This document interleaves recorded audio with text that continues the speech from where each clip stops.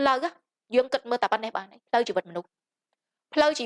យើងជិះរាល់ថ្ងៃមានអាលាក់មានផ្លូវខូចមានផ្លូវក្លិកក្លុកអីច្រើនទៅមានផ្លូវខ្លះវាដាច់ទៅទៀតទៅមិនកើតទៀតធ្វើម៉េចដើម្បីទៅដល់គោលដៅមួយហ្នឹងបាទពេលណាផ្លូវទៅស្រួលទេតែមនុស្សអត់ចេះទៅជិះផ្លូវវាងឯណាណីនោះបានត្រឡប់មកកន្លែងដែលត្រូវដល់ការធ្វើដំណើរក្នុងជីវិតអត់ខុសគ្នាទេបងប្អូនទាំងតំណែងតំណងសុខភាពទាំងការរកស៊ីទាំងការធ្វើការងារអីក៏ដោយផ្លូវដូចគ្នាផ្លូវដើរដូចគ្នាបើយើងឆ្លាតយើងចេះមានគំនិតច្រើនមានបទពិសោធន៍ច្រើនយើងស្វែងយល់បានច្រើនប្រហែលជាយើងអាចរកជ្រើសរើសផ្លូវដែលរលូនហើយទៅបានលឿនបើយើងអត់ឆ្លាតទេយើងទៅអាផ្លូវកលិចកលុកកលាក់ហ្នឹងទៅអាផ្លូវដែលគេចេះគេអត់នាំយកទៅសោះឯងនាំយកទៅរង្វងដៅអូយកលាក់អាលាក់អាលុកខូចម៉ូតូខូចកង់ខូចឡានទៅលែងរួចខូចកណ្ដាលផ្លូវហ្នឹងលែងបានទៅដោយសារអីយើងអត់បានសិក្សាមុននឹងយើងដើរហេតុអីបានគេឲ្យមនុស្សយើងព្យាយាមស្ដាប់អ្នកដែលគាត់ទៅធ្វើមុនយើងហើយស្ដាប់បុគ្គលដែលគេជោគជ័យកុំស្ដាប់បុគ្គលបរាជ័យ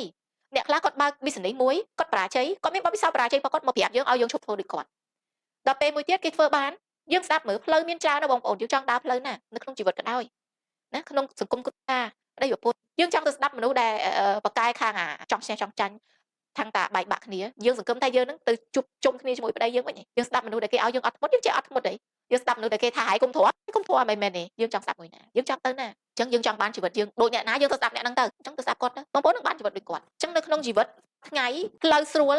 វាមិនមែនអត់ផ្លូវកលុកមនុស្សទៅច្រើនពូផ្លូវនោះមនុស្សវាទៅច្រើនអញ្ចឹងចេះទៅតាមគ្នាទៅឬដែលឆ្លាតគេអង្គុយសង្កេតមើលសិនគេអត់ចេះតែទៅលឿនៗនេះគេចាំមើលគេទៅម្ដងតែគេមិនមែនចេះតែថាត្រូវទៅគេទៅវូអញ្ចឹងទេ